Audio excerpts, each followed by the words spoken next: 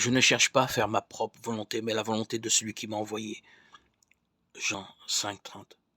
Il n'est pas très bien vu de se tenir à la merci de la volonté d'un autre.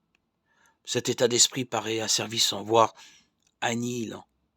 Pourtant, celui qui agit ainsi s'ouvre à une véritable liberté quand il répond à la volonté de Dieu.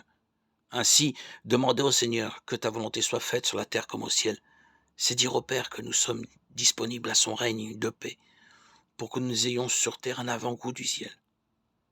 Au ciel, la volonté de Dieu s'accomplit par l'unité parfaite. Les saints communient la gloire de Dieu dans une joie éternelle. Sur terre, si nous laissons à Dieu le soin de nous façonner par son amour, alors nous pouvons construire avec lui cette unité, la civilisation de l'amour. Ce que Dieu veut, c'est abattre les murs de la haine.